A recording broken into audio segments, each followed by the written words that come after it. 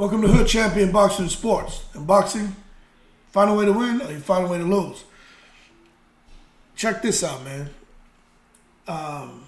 There's several articles that have been published. And they're talking about Canelo Alvarez and what his next fights could be. Now, the one thing that we know about Canelo Alvarez, he does what he wants. He fights who he wants, right? I think we all agree with that. He said it. It's no secret. Canelo Alvarez fights who he wants. However, he can't just run around here and pick the opponents. Like, he can't just sit there and walk into a damn meeting and say, hey, look, I want to fight Deontay Wilder. Or I want to fight AJ. Or I want to fight Inoue. Or look, I want to fight Shakur Stevenson. It doesn't quite work like that. He goes in there. They provide him a list of several names, and then he picks who he wants.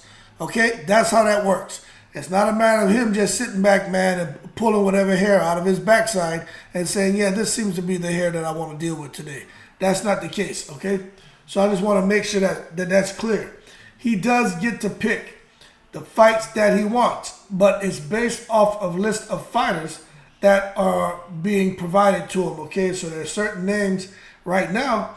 For those of you who didn't know, as far as the Mexican superstar Canelo, when his return bout, there are some names being discussed.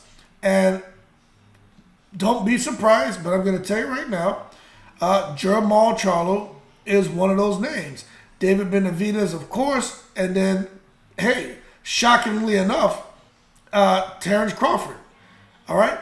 But we saw when Canelo had that fight with Jermall that there's still some gas left in the tank of Canelo Alvarez. And what we also saw is that with a guy like Jermall, it just makes you wonder how much Jermall had already checked out of the fight once he found out he was going to make, a lot of money. But what I personally think happened is the money did play a little bit into it, but I think it's when he felt that power. And it's not even for what I think. It's what he said. He said, man, Canelo's an ox. He's a beast. And he got in there and just realized Jermall felt like he was out of his league. And those are Jermall Charlo's words. Those aren't my words, all right? But with such a dominant performance over Jermall Charlo, when the word on the street is and the belief is that Canelo Alvarez's skills have been declining. Even I said, man, I don't know. I think Jermall has a chance. My mind says Canelo wins, but my heart is like rooting for Jermall. But maybe everyone has just overreacted as a result of Canelo Alvarez having, I would say, disappointing performances. You know what I'm saying? So that could be what happened, and that could be what resulted in a lot of people maybe expecting Jermall to get in there and do something that will result in him getting a victory, but at least get in there and, fight back. And so we went from feeling Canelo Alvarez had put on disappointing performances in the past to where now it's like, hey, Jermall Charlo put on a disappointing performance. So is Jermall Charlo's skills declining? I don't think anybody would say Jermall Charlo's skills are declining. I think they would say the money got to him, and the moment, and Canelo Alvarez's power. Okay? But that being said, Canelo won every moment of the fight. Anybody wants to argue that, you're crazy. But this is what we got to understand. There have been, a lot of interest and some renewed interest as far as Canelo going into a big fight next, because they feel that Canelo still has some of the Canelito in him. Now, Canelo says he wants to fight on Cinco de Mayo weekend. Let me tell you something. The WBC is pushing for Benavidez, and I get it. I think we all get it. I think we all agree Benavidez deserves that fight. But if for some reason that doesn't happen, now this is where I'm just having a conversation. If Canelo Alvarez, the three opponents that are being tabled for him to pick from for Cinco de Mayo weekend,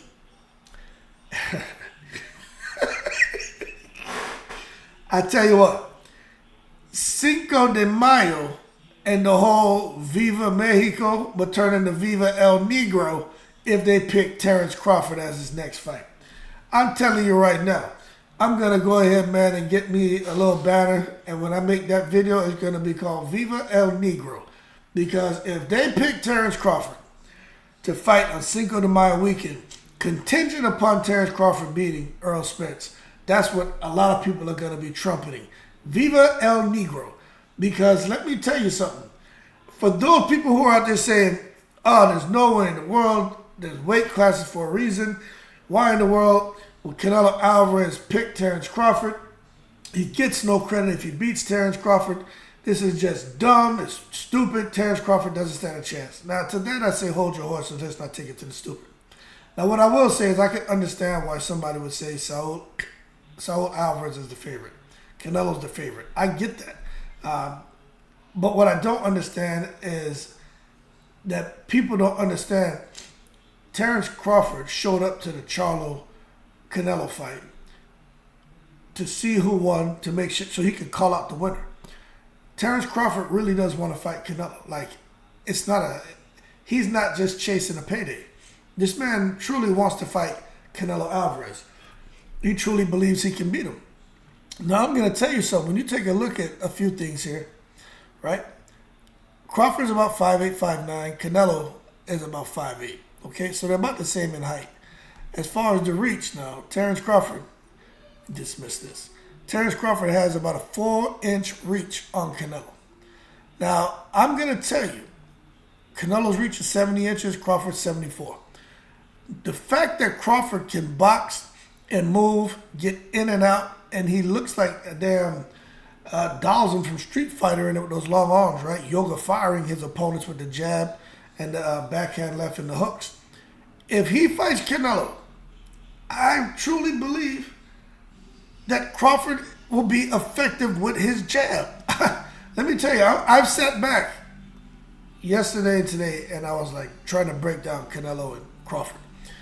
But let me tell you something. I just think Crawford will be very effective with his jab, and I think Crawford can go Ike Corte and just jab his way to a victory.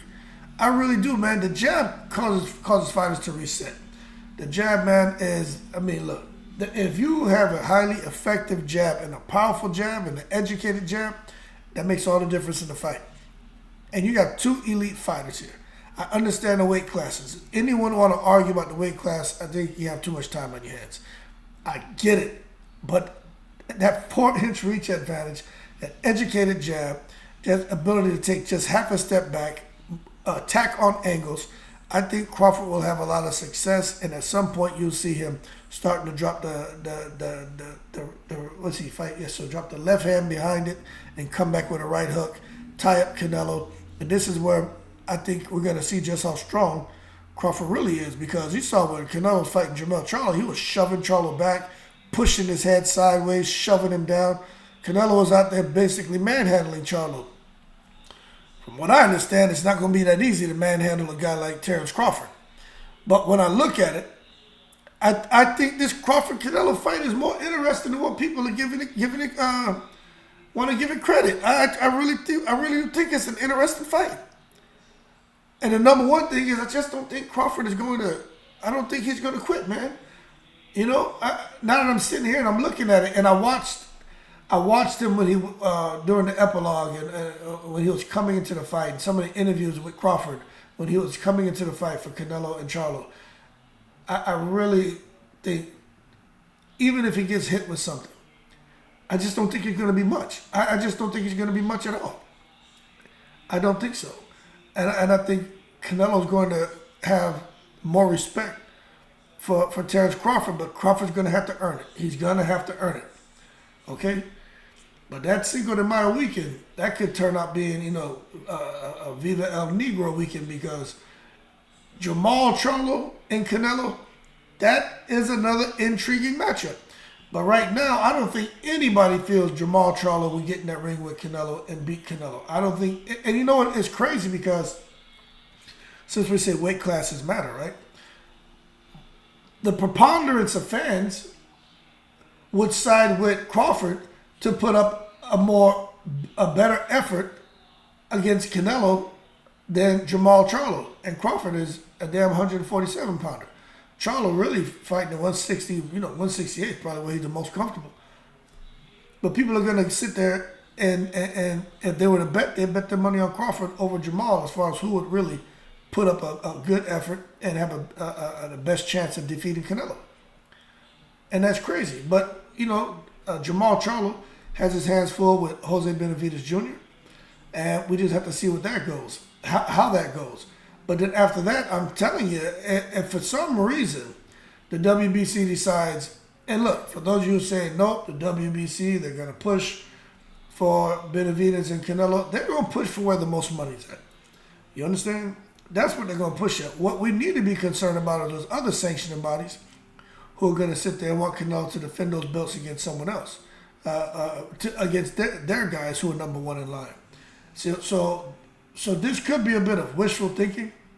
And I understand for some of the fans out there who are saying, well, Canelo says, well, first of all, Canelo didn't say he does not want to fight Crawford, all right? So y'all stop taking it to the stupid, hold your horses. What he says is Crawford, as of right now, he isn't in the plans. But that doesn't mean that within 24 hours or the right phone call, that those plans don't shift and now Crawford's back in the talks. Or Crawford's a front runner to land the fight, right? That's how this boxing crap works. It's a business. It is what it is. But as far as Canelo's next opponent, we're just having a conversation. But hey, he went on and said he doesn't care who it is. He just doesn't care. And I truly believe he truly doesn't. But we're going to see if Demetrius Andre and David Benavidez, if Benavidez can get past Andre. I think that's a tough fight for Benavidez. I mean, my mind says Benavidez wins. My heart says, hey, Andre can pull it off. But at 168, maybe that's too much weight for Andre. I don't know. But Andre is so quirky and he's so herky-jerky in the ring. And he has speed and power. And I think that's going to create issues for Benavidez, especially early in the fight. But as the fight progresses, what happens then? What happens then? So when you look at matchmaking and trying to figure out what's the best next fight for Canelo, look, sensible matchmaking is Jermall and Benavidez Jr. That's sensible. That fight makes sense. Sensible matchmaking is Andre and Benavidez. Those fights make sense, right? But when we talk about sensible matchmaking for Canelo on Cinco de Mayo weekend, the sensible matchmaking will be Canelo against David Benavidez. Benavidez, I don't care what they say. The man's Mexican. His mom from Costa Rica or Ecuador, right? Pop's Mexican. He's a Mexican monster. Look, the man, just effort. He's a Mexican, right? That is a Mexican, that would be a Mexican showdown, Mexican weekend, man. And everyone's going to be all over that fight, especially if Benavidez gets in there and tranquilizes Andre, something no one's been able to do. That's going to carry a whole lot of momentum, and David Benavidez is going to be hot. That's going to lead into a great build-up, a great fight. And that's going to be interesting because Canelo, I'm sure, he's going to be asked, hey, you said you wouldn't fight a Mexican. And he's going to come and say, well, he's not Mexican. Watch, it's going to be funny because Benavidez is born in America and to a Mexican pops and an Ecuadorian mother. So bottom line is the man's American, but you know how it goes, man. People going to claim him. So if there was an Ecuadorian fighter, he'd probably be saying he's Ecuadorian, but he's Mexican, so he's talking Mexico, right? So it is what it is. But the not so sensible matchmaking for a lot of people would be Jermall Charlo because mentally, who knows where he's at, and then for Terence Crawford because it's a difference of 3 different weight classes. But I'm just letting you know right now, man. In my opinion, when you talk about Terence Crawford, man, look, hey, you may think it's extremely unlikely, but hey, I tell you what, it keeps coming up, right? It keeps coming up. There's a reason why it keeps coming up. They're floating it around because out of Benavidez, Jermall Charlo, and Crawford, the biggest money for everyone involved, from Showtime to Crawford to Canelo to the damn secret society to the sanctioning bodies. Let me tell you, the biggest pile of money involved with any of those fighters is Terence Crawford. I'm telling you, man. Huge benefits for Crawford, huge benefits for Canelo. if that fight can get made. I'm telling you, man. People, I don't see how someone can sit there and look at that and disagree with me. Crawford just became undisputed, at welterweight. He's a two-time undisputed champion. Alvarez has been out here destroying everybody at 168. This whole 21-pound jump between divisions, I get it. But I tell you what, don't pigeonhole Crawford into not being able to perform against Canelo just because Jermall Charlo wasn't able to do it. Let's not just automatically say that's going to be a bad move. Oh, this is way too risky for boxing. What if Crawford gets killed in there? Let me tell you something. There are some boxing trainers, boxing experts that say Crawford fighting Canelo at 168. They're saying it's a suicide mission, saying they should push for a catch weight. But Canelo's not doing no catch weight. He doesn't have to. And Crawford doesn't want the catch weight. He said it initially, but I think Crawford said after that, you know what? I really want to try to test myself against him, but I want that money too. He's not just chasing money. Crawford's chasing everything that comes with a fight against Canelo. And I think Crawford truly believes he can beat him. I really believe Crawford feels he can beat him. Just like Canelo felt that he can go up and beat Usyk. He never got that opportunity, but hopefully Crawford gets the chance. And we'll see. We'll see. But as far as other names being bounced around and being announced, look, I don't know what's going to happen, man. All right? I don't even want to talk about Viva. I just don't think that's going to happen. But that being said, Crawford versus Canelo, when you look at them, height, reach, the commitment to winning a fight, I truly believe Crawford has the heart, the will, the desire to get in there and put up a much more valiant effort than Jermall. I think it's a bigger fight than Jermall fighting Canelo, and I think there's more money on the table than Canelo fighting Benavidez on Cinco de Mayo weekend. I think that weekend personally turns into a Viva El Negro moment if Crawford gets that fight, and I really hope they make Canelo and Crawford, because Canelo wants to be a billionaire, and if he wants to take a fight that's going to pay him the kind of money that'll get him one step closer to be a billionaire, if he's not a billionaire already, well, Crawford is the logical choice. That being said, y'all keep cool. I'm in the breeze.